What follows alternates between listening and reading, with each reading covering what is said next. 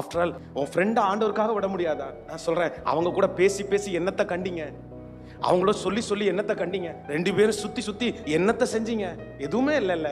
நீங்க மனசுக்குள்ள நினைச்சிட்டு இருக்கிற அந்த நபரை நினைச்சு இத்தனை நாளும் அந்த ஒரு நபருக்காக அவ்வளவு டைம் ஸ்பெண்ட் பண்றீங்களே, அந்த ஒரு பையனுக்காக, அந்த ஒரு பொண்ணுக்காக, அந்த ஒரு ஃப்ரெண்டுக்காக இவ்வளவு டைம் ஸ்பெண்ட் பண்றீங்களே. நான் சொல்றேன், நான் இது 2-3 வருஷம் தான் நீடிக்கும். அதுக்கப்புறம் அந்த ஃப்ரெண்டு அவன் டாடா காமிச்சு தான் போறான்.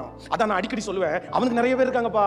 அவனுக்கு ஒரு தொழில் ஆரம்பிச்சு கொடுக்கறதுக்கு அவங்க அப்பா இருக்காங்க. அவங்களுக்கு ஒரு எதிர்காலத்தை அமைச்சு கொடுக்கறதுக்கு அவங்க சொந்தக்காரங்க இருக்காங்க. உனக்கு அவன மாதிரி அப்பா இல்ல உன்னை தட்டி கொடுக்கறதுக்கு, அவன மாதிரி மணியை ஸ்பெண்ட் பண்றதுக்கு உனக்கு பேக்ரவுண்ட் எதுவுமே இல்ல. உனக்கு இருக்கிற ஒரே பிடிப்பு, உனக்கு இருக்கிற ஒரே எதிர்காலம், உன்னை தூக்கணும்னா கர்த்தரை தவிர வேற ஒருத்தருமே உன்னை தூக்க முடியாதுல்ல.